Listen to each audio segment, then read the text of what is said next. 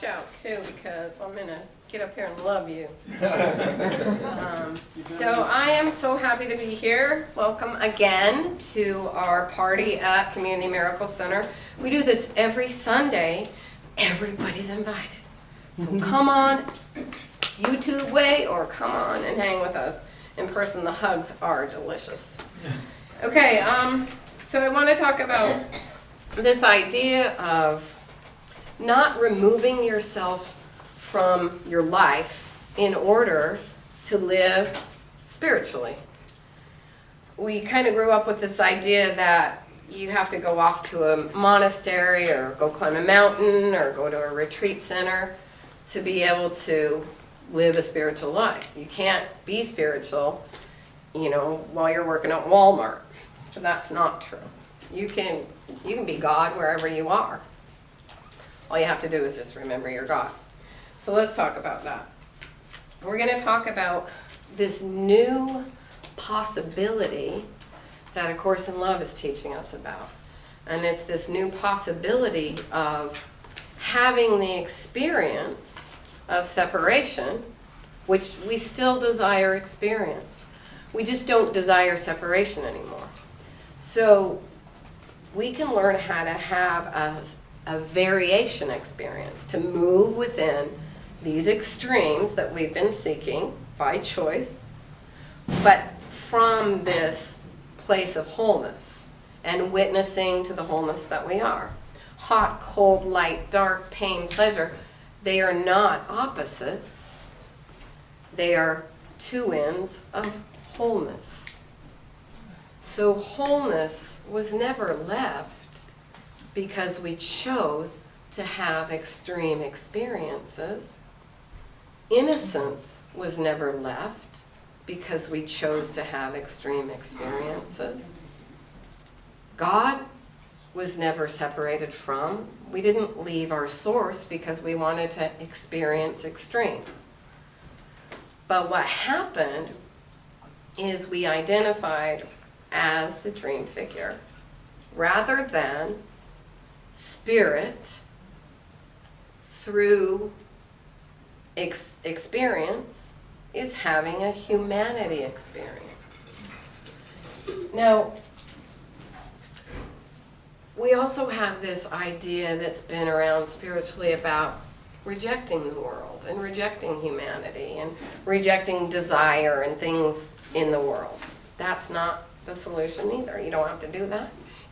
In fact, you can't experience your wholeness if you're rejecting your humanity. We can't feel connected to creation and divinity if we're rejecting humanity, because our humanity is an aspect of our divinity. They're not separate. Your human experience is not separate from your divinity. Never has been. But we're going to learn how to have our human experience through our divine remembering of wholeness. It's way more fun. Separation doesn't suck if you know you haven't left wholeness. So, let's go to the next page. So, wholeness. I do want to talk about this idea. Wholeness is not something that, it's just something that we yield to. It's already there. It's not something we learn or have to understand or figure out. It's just something we yield to. It's a truth that's yielded to. Oh, it's just like you go inside and you go, oh, yeah, separation, yeah, that can't be true. We've already proven that's a lie, right? That's why we're here. We know separation doesn't exist. And now we want to have the experience of the non-existence, the non-reality of separation, rather than the experience of feeling that it's real. And it only feels real when it hurts because of our judgment. The only thing that makes separation suck is when we judge it as needing to be different than it is.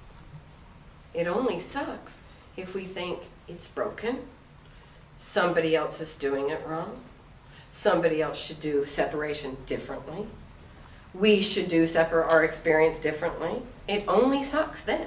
It only sucks if we're judging it. So we yield to this wholeness. We give up and surrender our belief, our attachment to separation. Yielding to wholeness means being willing to let go of that belief in separation. And the belief that we're separate from any brother. We're separate from any brother, even the brothers we don't agree with. And it's okay to not like the fearful expression of a brother. It's okay to not like that. You can say that brother is expressing fearfully, and I don't like fearful expression. It doesn't feel connected. But it doesn't make that brother less essential to God's plan for salvation. In fact, the willingness to expose fear, to show how black and ugly and dark fear can look, the willingness for a brother to stand up and do that is pretty darn essential to God's plan, if you ask me. So maybe some of those brothers that are expressing pretty fearfully right now are actually your saviors. I don't know. And since giver and receiver are no longer seen as separate, we learned in A Course in Miracles to give and receive are one in truth. He took that idea further in Way of Mastery to let us know that not only is Christ Christ, you're Christ, and you've always been Christ, and tell Joshua to move over already and take your place as Christ. So we claim our Christhood. And now he's letting us know that the giver and the receiver are the same. I am God. I am Jesus. I am Christ. I'm Trump. I'm Clinton. I just put them together. It's either to say clump. I'm the clump. And they're all, every one of my brothers, if I look out into the world and reject any aspect of the spacious self, any expression of self, even if the spacious self is expressing fearfully, all rejection, all judgment is self-rejection. If I reject the clump, I reject the self. If I reject the Pope, I reject the self. If I reject my crank dealer on the corner, I reject the self.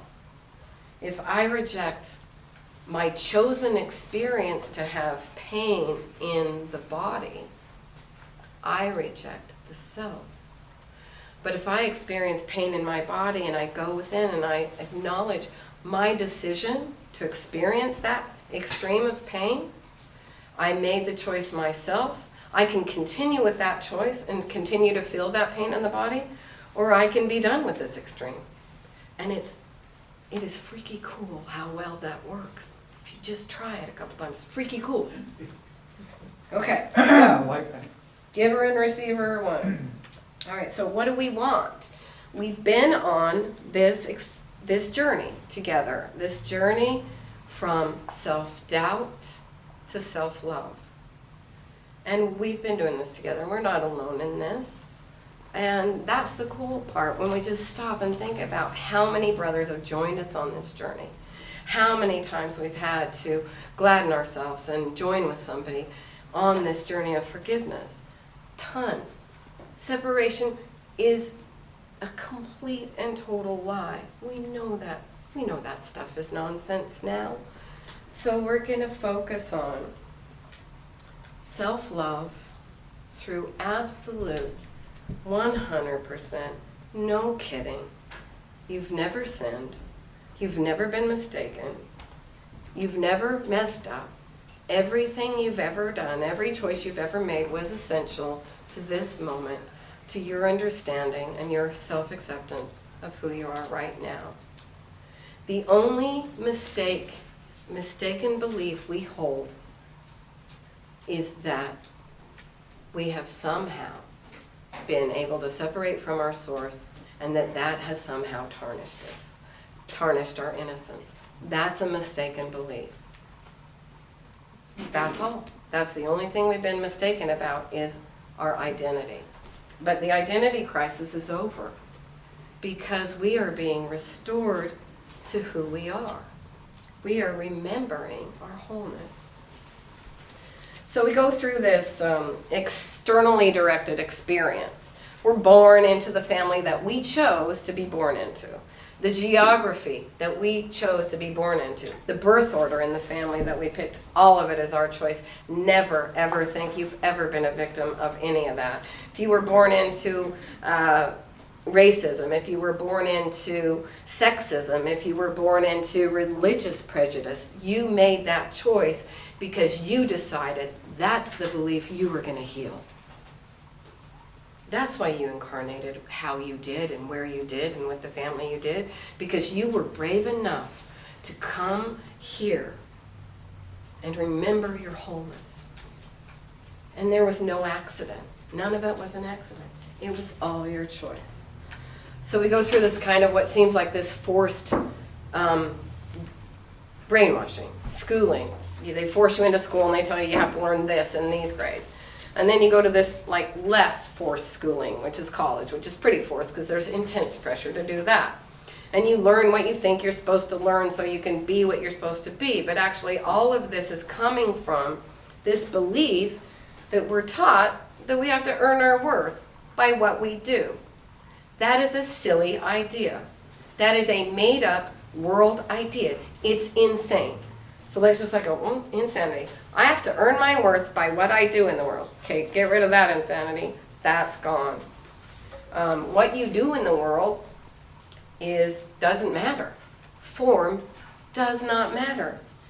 If you want to sit on the couch and smoke pot and eat Cheerios all day long, if you hold Christ consciousness in your mind while you're doing that, if you hold your worth, if you hold the absolute worth of all your brothers while you sit on the couch, smoke pot, and eat Cheerios, you are contributing to truth. You are healing the world. It's not what you do that heals the world. It's what you hold in your extremely powerful mind.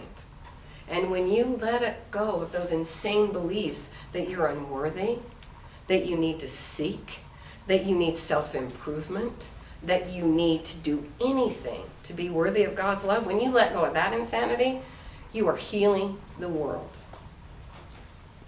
Okay, so now we're out of this we got this externally directed life that we're taught that if you do all these external things and then you get these external things, right? You get the relationship, the property. Most people then breed.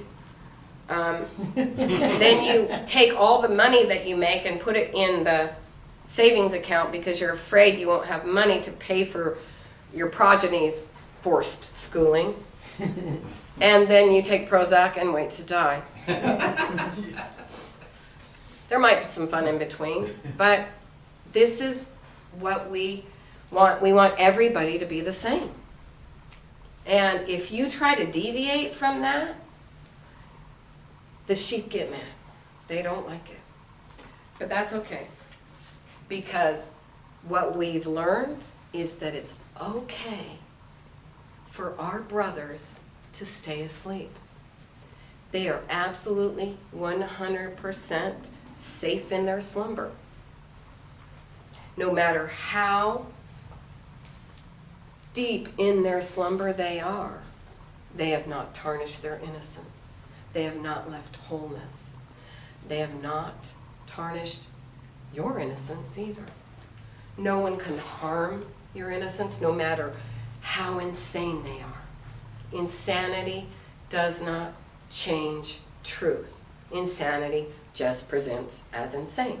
And it's okay to acknowledge insanity. That's insane. Right? Politics, it's insane.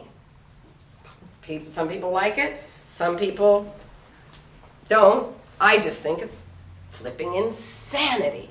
And I don't see it as my salvation. And the cool thing about choice and wholeness and oneness is my world is inner. My reality is inside. And so I people my reality with fun and joy and relationships that are exciting and fun. And I don't spend any time in my inner world hating my brother. And my inner world is fun because I don't go inside and hate and judge my brother. And because, you know why I don't do that? Because I like myself far too much now. And I am my brother. My brother is myself. I am the clump. Right? Okay, so we have something completely new we can do now. We don't have to stay in this any longer. So, I want to just talk to you about this variation within wholeness. I have 5 minutes. All right, so let's say you're seeking some kind of extreme, or you're walking down a hall and you drop something on your toe. First, you acknowledge your choice. You chose. You're not a victim of whatever fell on your toe. You're not a victim of any of this. You chose completely from your own being to have that experience. So you acknowledge, oh, I made a choice to have an extreme experience of pain. And then you can just like feel it, go, this freaking hurts. And you don't deny it, you don't pretend. This is the experience I chose. And then you can say, I don't choose to experience this. I don't choose this. I'm through with this extreme experience. I'm complete with it. And just try it. I'm telling you, it's freaky cool how well it works. Sickness, stomach upset. Try it with anger. Try it with extreme anger. How about extreme upset? I'm extremely upset. Acknowledge that that's what you feel. Allow yourself to continue innocently into that experience if you choose. An extreme experience is an innocent choice. And if you want to have an extreme ego outburst, that's an innocent choice. Acknowledge your choice to do it. Acknowledge that it didn't harm your innocence, didn't make you less worthy of God's love because you wanted to act out your ego. You just wanted to have an extreme experience. And then you can also say, hey, I don't want to have that extreme experience anymore. I want to return to my neutrality, to my place of neutrality. And that's all we're doing. That's all peace really is. It's just that neutral stance where nothing is judged. It's just all okay the way it is. Reality is safe, and illusion doesn't need to be fixed. We don't have to fix illusions. We only have to heal our own belief that we've separated from our source. Okay, so we're going to, rather than rejecting self, what should I reject? Because maybe I should reject something. I decided I'm going to reject the thought system of fear. I'm going to reject that. Not other people's fear, just the thought system that fear is real, that it's true, that it can cause terrible problems or make anything, that it can damage reality. So I'm going to reject that the thought system of fear has ever damaged or hurt or harmed reality. That's what I'm going to reject. But I'm not going to reject any one of my brothers' right to express themselves fearfully.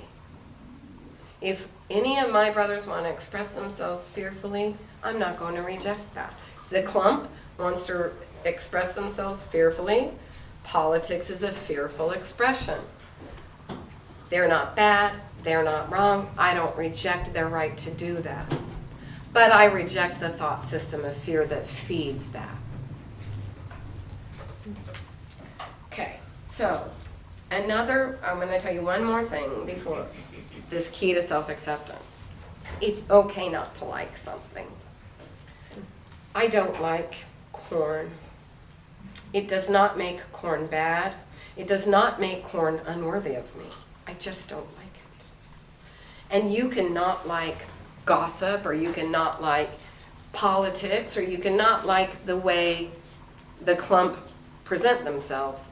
but it does not make the clump unworthy of your love.